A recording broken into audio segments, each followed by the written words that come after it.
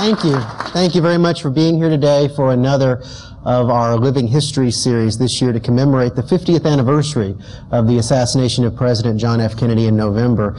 As Sharon said, I'm Stephen Fagin, and one of my responsibilities here at this museum is to manage our ongoing oral history project.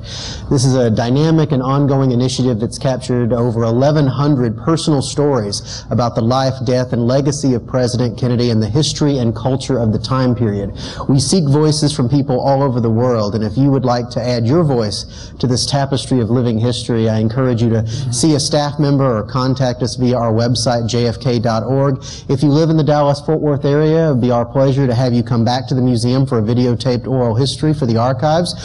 For our friends living out of town, if you'd like, you can participate via phone. Again, just contact us via our website and you can be part of this museum and our archival history of the assassination. In doing these oral histories, every so often a remarkable voice emerges, a gifted storyteller, and we like to invite those special guests back to the museum to participate in a program like this. That's what Living History is all about. And our guest today is one of those speakers. His remarkable story has him at the Pentagon at the day of the assassination, the medical officer of the day at the Pentagon, but his assignments that weekend took him to the White House, to the Capitol, and to Arlington National Cemetery. So we have a lot of ground to cover today, and I hope you will join me in welcoming our guest, Dr. Thomas McConnell, to share his story with us.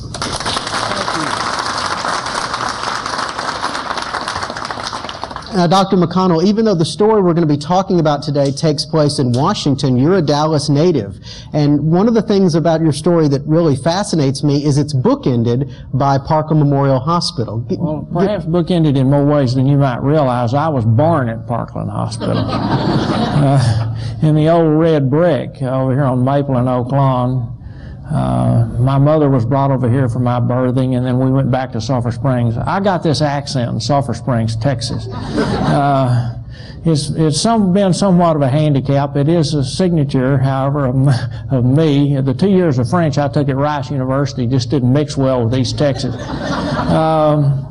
But I went to high school over in Sulphur Springs and went to college at Rice, and more relevant, I went to medical school here at UT Southwestern and did my initial undergraduate medical training here at Parkland Hospital and finished up and got my degree in 1962, after which I went to intern at the University of Mississippi Medical Center in Jackson from 62 to 63.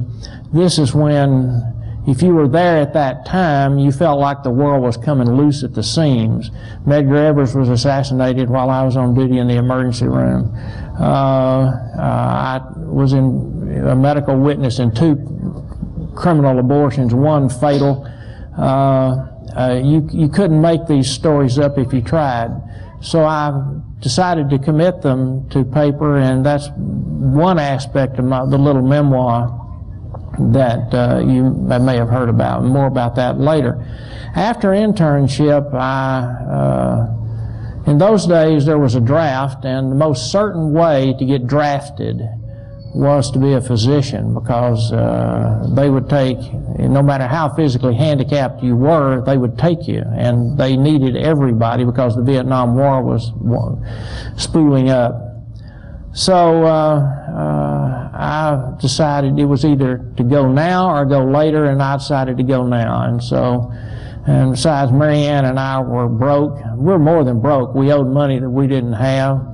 And the $500 a month salary I got as a captain in the U.S. military was just the thing I needed. So I thought Washington would be a glamorous place to be, and so I requested assignment to Washington, and I was assigned to the Pentagon and to the Pentagon Dispensary, which is just a military term for a clinic. But the medical officer of the day was an administrative duty, and I happened to be medical officer of the day when Kennedy was shot, and that resulted in me getting posted to the White House and so on and so forth. Now, you actually saw the president in person about 2 weeks before the assassination. Well, I did. Actually, I got to see him many times. The last time I saw him was November the 11th, before the assassination. And if I may digress one more time, after military, I came back to Parkland and trained as a pathologist. And then I had a business career as a laboratory entrepreneur, and I'm back on the faculty at the medical school now. But yes, I had seen Kennedy the last time, November the 11th, when at the Tomb of the Unknowns. I had seen him many times before because I got posted on medical details to the Rose Garden or to the Ellipse or to the mall. I saw, you know, all the people other than Kennedy, Jackie, Dean Russ, Robert McNamara, Haile Selassie, Marshall Tito, people of that ilk who came for state ceremonies and the like. And so it was, I've always liked photography, and so I took my camera. It was not really an official duty, but I did it. And I'm glad I did. And so that's the framework within which my little story develops. So it's Friday, November 22nd, 1963. You're medical officer of the day at the Pentagon. Where are you, and how do you find out about the assassination? I'm in my office. I'm doing a prostate exam on a colonel.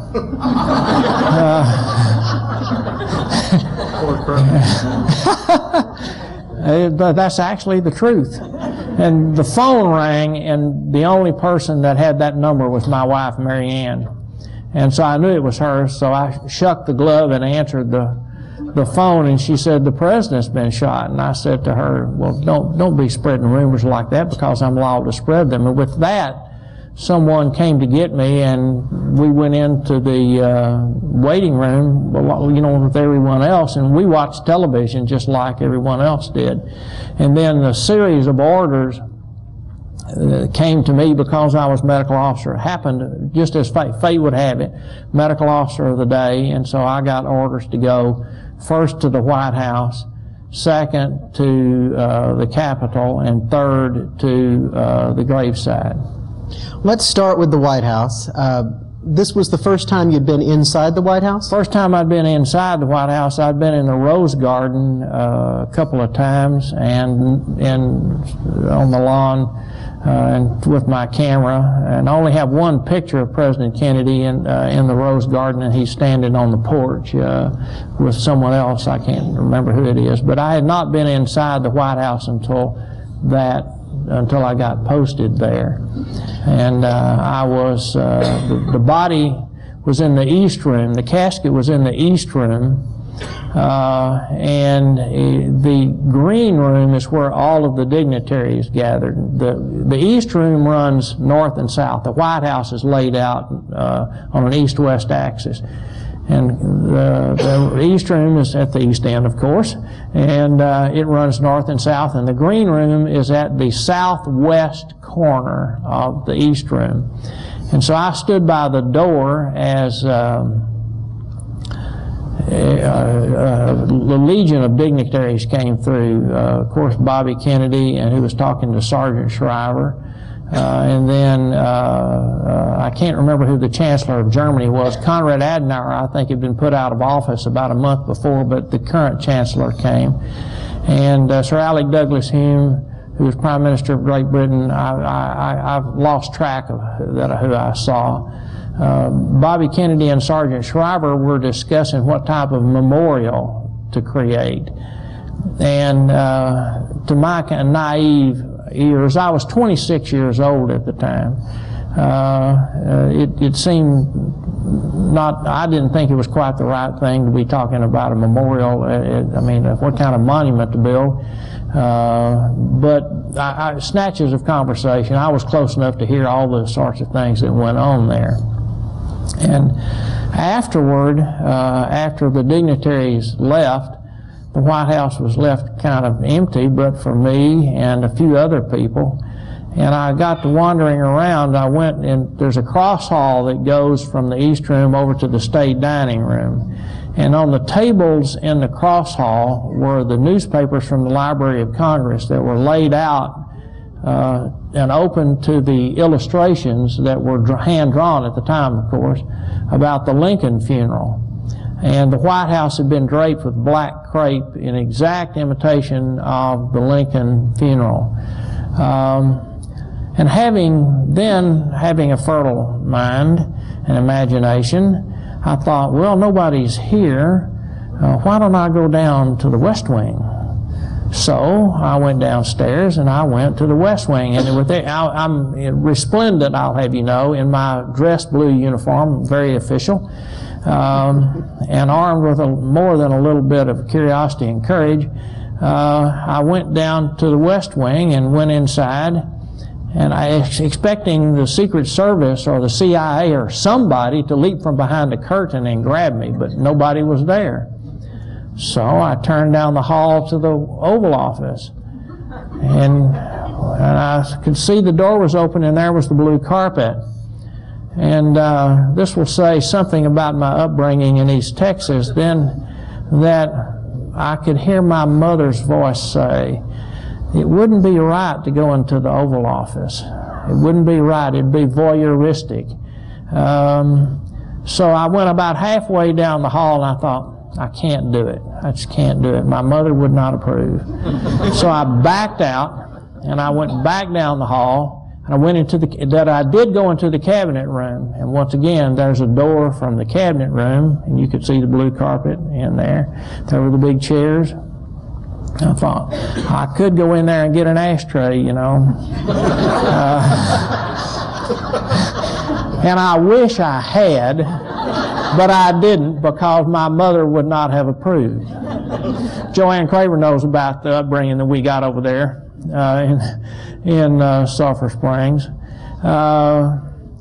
So I backed out and went back to the main hallway, and about that time it was time for supper, and so I can truthfully say that I have been served supper in the state dining room by a butler that went all the way back to Herbert Hoover. It was not the gentleman, the current person about whom the movie was made, because his tenure started, if I'm not mistaken, with President Kennedy. So that was the episode at the White House. And I will say one other thing that's entertaining about this. I don't remember how I got to the White House. I don't. You'd think I would remember. I was not delivered by helicopter, I can assure you that. But I didn't know how I was going to get back, and about this time, Angier Biddle Duke, who was Kennedy's chief of protocol, walked by with a 4-star admiral, and they were talking about going to a certain phone and picking up the phone and asking a car to go to wherever they go. I don't remember what it was. So I thought, I'll follow them. And there was the phone. This is Captain McConnell. I'd like a car I'm at the White House. I'd like a car to take me to the Pentagon. Yes, sir. I didn't say I was a lowly Army captain. Okay, I could have been a Navy captain. Okay, I wasn't a lie, you know. So I went out to the North Portico, and pretty soon my name was called, and a military car comes, and people fling open the doors and salute, and I jump in, and away I go. These circumstances that allowed you to be really an eyewitness to history at these different locations, essentially you were just a doctor at large. You were a medical officer sent there in case of an emergency. And as strange as it may seem, I was just told to go to the White House. I wasn't told where to go, what to do, and so having a license, you know, don't ask permission, okay? Just apologize if necessary. So, yes, and that was true for the second day as well when I was posted to the Capitol. Tell us that story. You had an interesting story just about arriving at the Capitol. Well, I did. By now I've learned that you can summon a car to go somewhere if you have the right orders. So I asked for a car to take me from the Pentagon to the Capitol. And so this time the military police car was accompanied by 4 motorcycle outriders. I felt like, you know, somebody really important. And it was interesting that military were on every corner of Independence Avenue as we went down the side of the mall by the Smithsonian and to the Capitol. And you'll recall that in those days there was a big parking lot on that east side across from the Supreme Court. And there were people everywhere, just a sea of people that were outside the gates of the parking lot, and then they were being let in on that side and funneled eight abreast across and up the Capitol steps and into the rotunda and then out by another way. So when we get close to the Capitol, the motorcycle outriders are clearing the people away, and it finally gets down to a crush of people, and people are putting their nose up against the windshield and taking pictures of this important personage in the vehicle. Finally, the gates swing open, and I hadn't really thought about where I was going or what I was going to do. I told you I didn't have any specific orders. I was just told to go to the rotunda. And then I thought, and there's a vast parking lot with people all around taking pictures, and I'm alone in the car with the 4 motorcycle outriders, and they look at me and say, "Where to?" And I couldn't exactly get out and get in line in keeping with the manner of my arrival. So I thought, okay, take me over to the base of the steps, and I will get out and hide under the steps and until the car leaves, and people will forget I'm here, and then I can just go in with everybody else. But I found a way inside. There's a door under the steps, and I finally made my way up to the rotunda, and I've got a picture or two from the rotunda.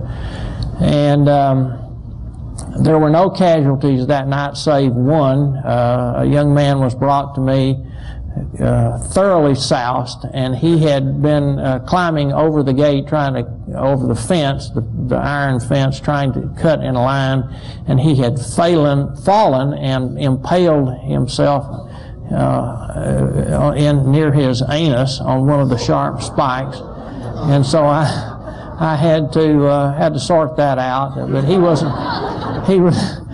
not any of the worse. He was not any of the worse for, well, it wasn't a fatal injury, let me put it that way, okay? And he didn't require CPR. And so that was the end of that. Now, earlier in the day, I should say, I had been standing on the pediment. If you face the Capitol, on the left side, there are the 2 big pediments. And on the top, where I stood to take one of the pictures, I can't see. It's the one of Jackie, of them, the bringing the casket up, and Jackie and the kids going out.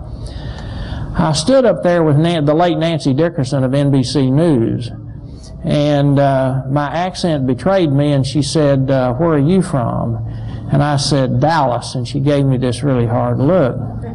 And so she went back to her business, and I can't remember at what stage, whether it was before the casket was brought in or afterward, but she was glued to her headphones and talking to the cameraman, and she jerked her headphones off and she turned to me and she said, "What kind of people are you that live in Dallas?" And she had just heard that Oswald had been shot in the basement of the county jail. And I thought to myself, my God, what is happening? I mean, is it going to be civil war down there or what? And after that, I was subject to some grilling by a professional newswoman, okay? And I wanted a place to hide, okay? I'm glad she didn't tell everybody else that I was from Dallas. So anyway, that was later on. I went into the Capitol, the rotunda that night, and then the next night I was posted to the graveside. We're looking at a few of the pictures you took that weekend, and there's one on the right of Arlington National Cemetery that you told me you're particularly proud of. Well, yes, I am. I've been an amateur photographer all of my life, and not a serious one like my daughter is, but I like to take pictures, and I count that as the best picture I ever took. It is, after you think about it, there's the grave, there's the flag, limp, at half-staff. 4 days earlier, he had been, in the prime of his life, President of the United States, looking forward to becoming re-elected, and now he is dead in the grave and everybody is gone. If that's not a sad vista, I don't know what is. in any way, it was just a snapshot, but sometimes the photograph gods sprinkle a little magic dust on it, and you get one that's really memorable. And for me, that's, in a lifetime of taking snapshots, to me, that's the best picture I ever took.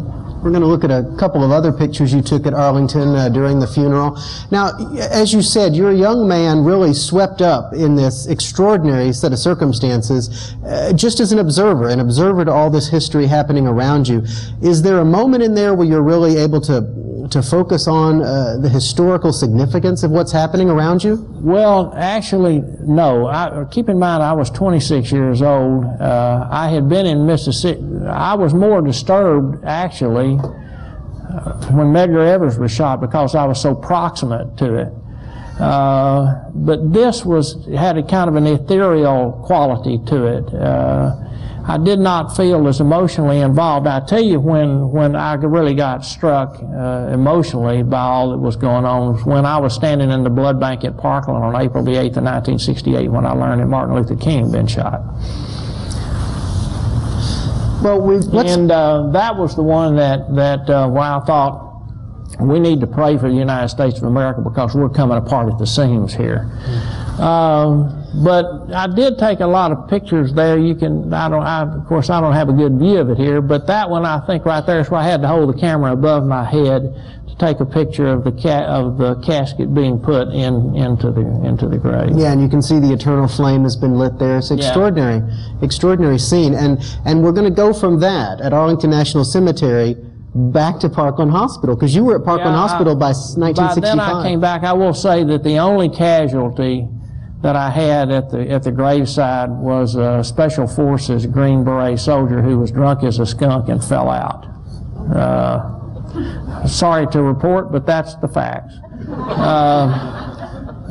Then I went after I finished. Despite the fact that all of this has played a big role in my life subsequently, and opportunity to talk about it at places like this venue, I did not like living in Washington, D.C. I had to ride the bus to work. Mary Ann and I had one child and a little green Volkswagen, and I had to ride the bus to work and had to wear a dress uniform, and I didn't like it. So I asked my commanding officer, how can I get out of the Pentagon? I don't like it here, I want to go. And he said, well, if you'll volunteer for airborne and ranger school, they'll take you. No doctor's crazy enough to do that. They'll take you straight away. So I volunteered. And with that, I began 18 months of jumping out of airplanes. This is a little military paratrooper badge that I wear from time to time. And I was stationed at Fort Campbell, Kentucky, where there's some other military stories in my little book. The most entertaining one is one entitled Paratrooper Circumcision. It's a true story. You can read it for yourself. I am the surgeon. I'm not the patient. Okay. Then after the military, I came back to Parkland Hospital to do my training as a pathologist. And just in case any of you are wondering what a pathologist does, well, we do autopsies and we read biopsies and we run laboratories. And so I knew every one of the physicians that were in attendance to Kennedy, and of course it was a chance to pick up a lot of gossip from people. You meet them in the hallway, having dinner with them, standing in an operating room with them, whatever. And so I developed an interest in the Kennedy autopsy because I was doing autopsies, and I asked for the Warren Commission report, and I read the autopsy. Before we get to that, though, you got to sit in on a rather famous autopsy. Well, I actually stood around the edge when Earl Rose autopsied Jack Ruby. I can quite assure you he's quite dead. He died of lung cancer. He's not living with Elvis somewhere. Okay. And then I did actually also autopsy Lee Harvey Oswald's landlady. She was not killed by the CIA, I assure you. She died of heart disease and thyroid disease.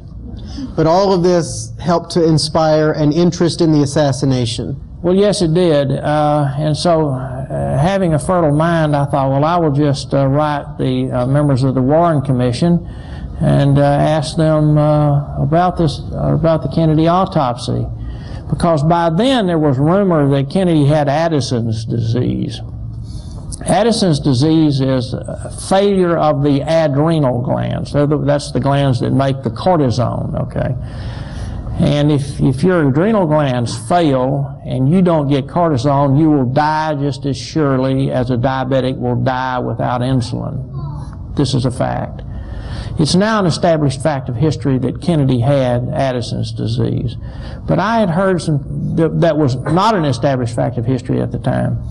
So I wrote to the members of the Warren Commission, all of them, and I did not hear from Earl Warren. I did get a glossy photo from Bobby Kennedy.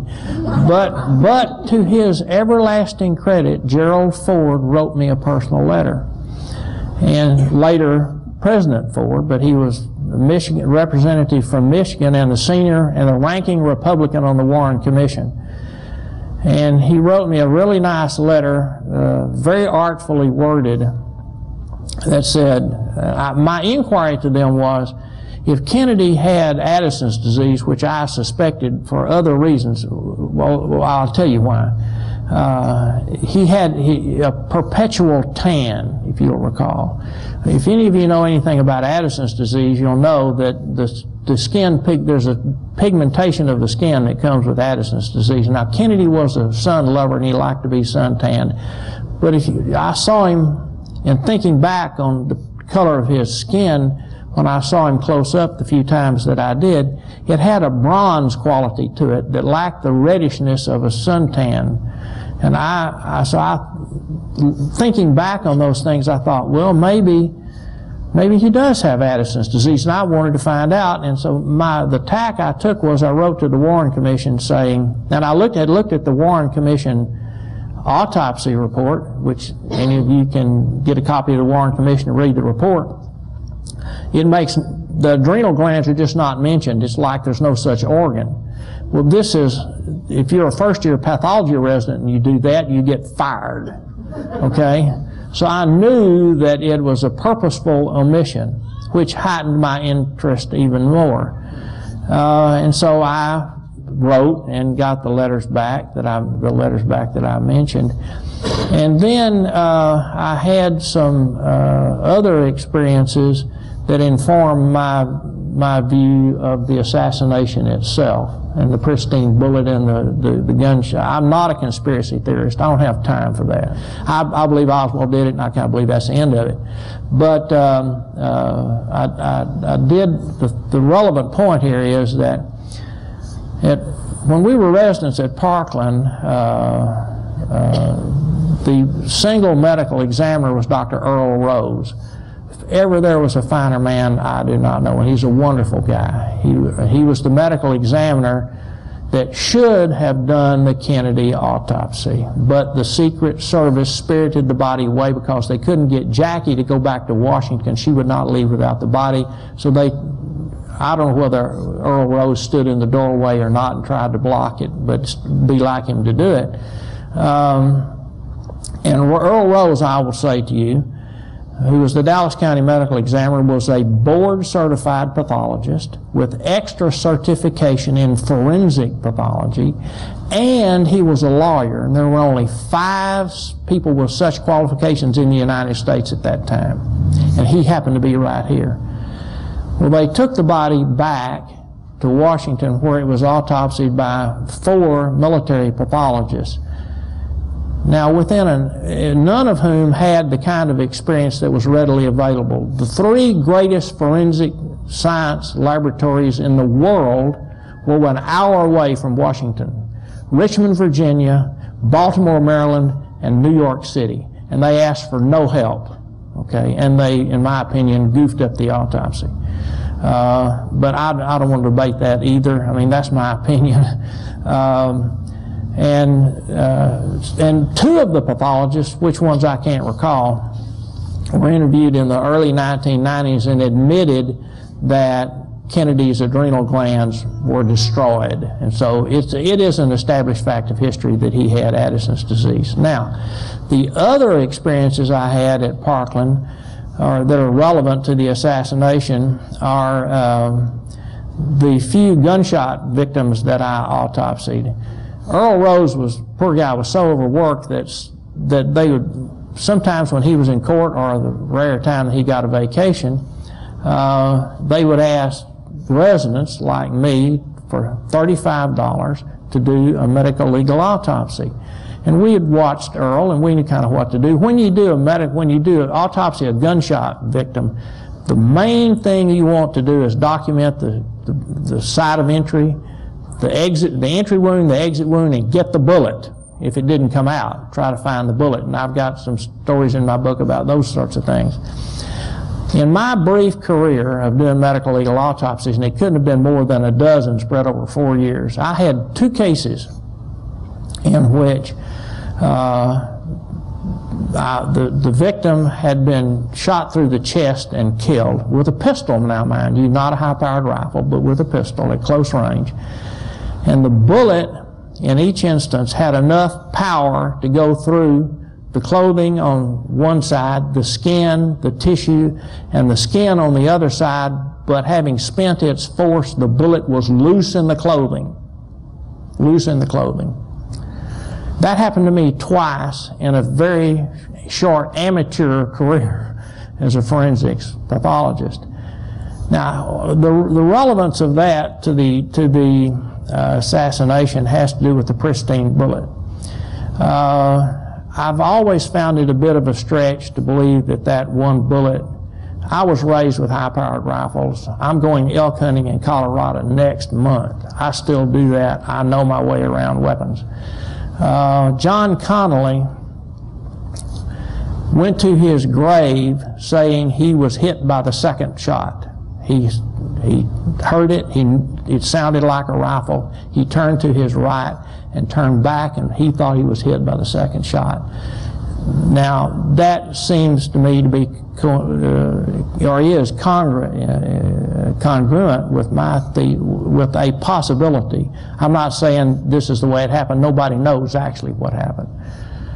But it's my belief that it is a possibility that the first bullet hit Kennedy in the neck and came out under his tie and did not have enough force to penetrate through the knot of his tie and came loose in his clothing, and that's the pristine bullet. And that Kennedy was hit by the second shot and Kennedy was hit in the head by the third one. Now, who knows what really happened? Such a thing could have happened. It was congruent with John Connolly's insistence that he was hit by the second bullet. If you have questions for Dr. McConnell, and I'm sure there are a number of you that do, if you'll fill out your question cards and pass them to the end of your rows, we'll collect those in just a moment and go through as many of these as we can. Now, all the stories you've been telling us today, your experiences the weekend of the assassination, your thoughts on the single bullet theory, all of this is in your book, Dead Wrong. What prompted you to put together this compilation of stories from your career? Well, I'm a born storyteller. You can't spend as much time around a campfire as I have without telling a few stories, you know. And I like stories. I like to write about them.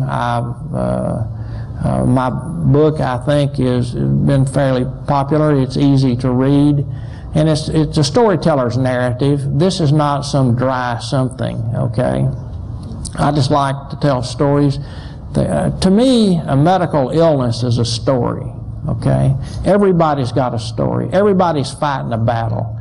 And you have to be, in teaching pathology to my students over at the medical school, even though I'm teaching them science and I'm teaching them pathology, I want them to remember that the patients are not mannequins, that yes, we're busy talking about the science, but that science is being applied to somebody who's got a mother and a father and children and siblings, and they have a life, and they're fighting a battle, and you have to keep that in mind. So, to me, medical illnesses are just another story.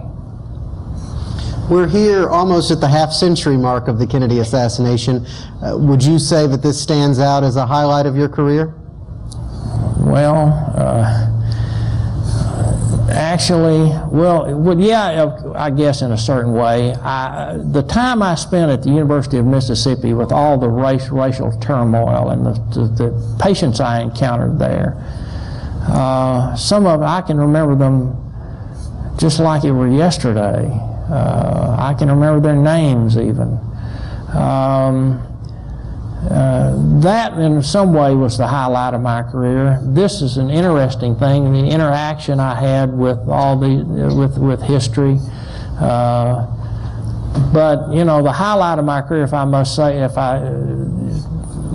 kind of hard to narrow down, but I was in the laboratory business and fairly successful at it, and having erected that business and provided employment and services and that sort of thing to deserving people I guess that would be the highlight of my career, was my business and medical career. Mm-hmm. But this is certainly stuff of better stories here than you know, looking through a microscope trying to see if something is cancer, or looking at a pap smear, or consulting with somebody about a blood glucose.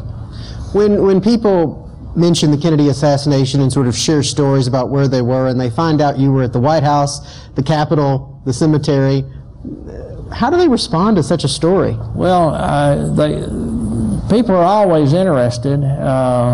People are most interested about my ideas about the pristine bullet, because I've never read anybody else that suggested that, and I don't know whether it happened or not. I mean, it could be possible. If I heard more evidence, maybe I might say that, well, that's highly unlikely.